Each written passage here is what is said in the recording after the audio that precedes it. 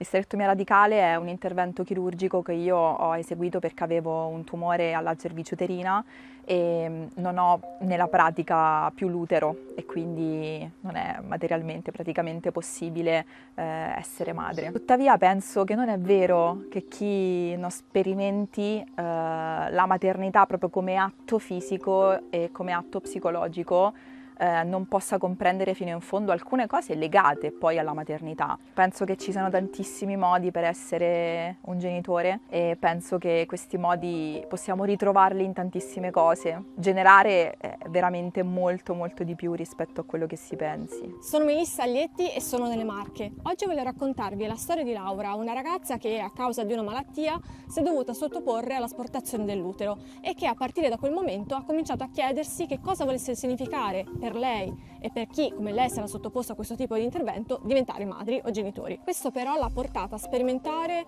nuove forme di genitorialità che non implicano necessariamente il legame del sangue. Da qualche anno con VD rappresentiamo l'Italia nel progetto Sfera, un network di media europei che raccontano le sfide sociali delle nuove generazioni con un approccio cross-border e internazionale. Il progetto, che è promosso dalla Commissione europea, ci permette di incontrare oggi Laura e di far conoscere la sua storia fuori dai confini italiani. Mi chiamo Laura, ho 36 anni, mi occupo di attivismo in ambito oncologico, diritti dei pazienti che vivono il cancro e i loro caregiver e mi occupo di attivismo in materia di menopausa precoce. Questo posto è casa, è la casa in cui sono nata, dove ho trascorso tutti gli anni della mia infanzia, della mia adolescenza fino alla giovane età prima di partire per l'università. È il posto in cui ci sono sicuramente le mie radici, dalle quali poi sono nate tantissime cose. Non posso essere madre perché dopo una patologia oncologica che ho vissuto qualche anno fa, avendo fatto un'isterectomia radicale, io oggi non posso avere figli. L'isterectomia radicale è un intervento chirurgico che io ho eseguito perché avevo un tumore alla cervice uterina e non ho nella pratica più l'utero e quindi non è materialmente praticamente possibile essere madre. Io ho scoperto di avere un tumore all'età di 28 anni nel 2017 ed è stato sicuramente un momento in cui si è spezzata la linea temporale della mia vita ed è stato un momento in cui di colpo tutto si è frizzato e tutto si è ricalibrato sulle nuove priorità, quindi consideriamo che una ragazza comunque considerata giovane si è dovuta arrabattare con un nuovo assetto sia soggettivo che in relazione alle altre persone. Le altre persone all'inizio non avevano capito che il mio tumore mi avesse negato la possibilità di diventare madre. Quando poi ho iniziato a parlare di questo aspetto, quando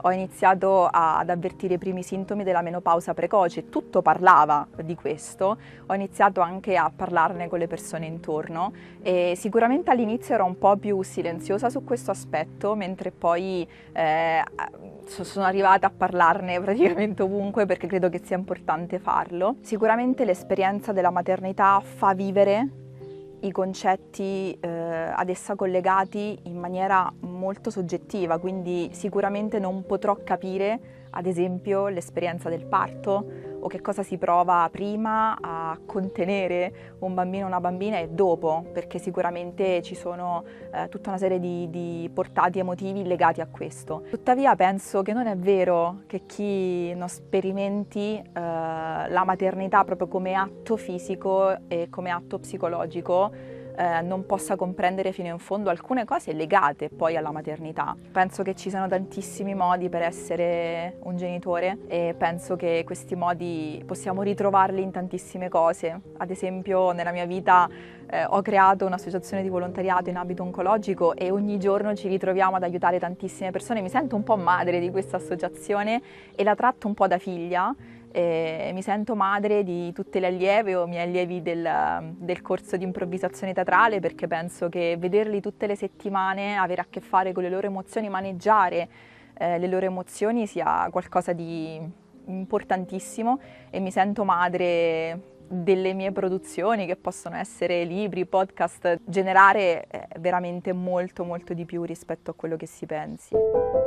Questa stanza è la stanza nella quale ho vissuto tutto, l'ho sempre condivisa con Clara, la mia gemella, e rappresenta un po' il mio nido nel quale torno tutte le volte che ho proprio necessità di ritornare a me. Sì, ho pensato all'adozione, ci ho pensato in vari momenti della mia vita, ci ho pensato perché credo che il diritto alla genitorialità da un lato e il diritto di un bambino o di una bambina di avere una famiglia dall'altro lato possono davvero incontrarsi, e penso che appunto non si debba per forza essere madri biologiche per essere madri, e le madri d'anima hanno lo stesso valore. E ci ho pensato, e infatti avevo fatto anche un primissimo passo esplorativo andando a chiedere ad una assistente sociale quali fossero i requisiti. Insomma, volevo un po' fare delle domande per cercare di capire come e se intraprendere questo percorso. Ero in un periodo dove non c'era ancora la legge sul diritto all'oblio oncologico in Italia, e quindi la risposta che mi fu data in quel momento era stata molto severa. Mi era stato detto: e comunque hai avuto un cancro, quindi figuriamoci se te lo danno un figlio. Erano state parole veramente molto dure. Quando si vive il tumore e comunque si vuole immaginare una possibile gravidanza dopo il tumore, oggi ci sono diverse tecniche di preservazione della fertilità, e sicuramente oggi i team multidisciplinari, quindi costituiti da diversi professionisti, esperti ed esperte, parlano, dialogano insieme per cercare di capire il migliore percorso da far seguire al o alla paziente, e questo è molto importante perché permette di preservare non soltanto la fertilità ma anche il desiderio di maternità o di paternità. Se penso alla storia della mia famiglia, sicuramente essere madre vuol dire tante cose su più piani e su più livelli. Sicuramente significa avere a che fare con un'altra forma di vita che ha le proprie esigenze, e sicuramente significa lasciare andare, lasciar fluire, crescere, e significa anche allontanarsi da quello che si pensa inizialmente possa essere significare essere madre.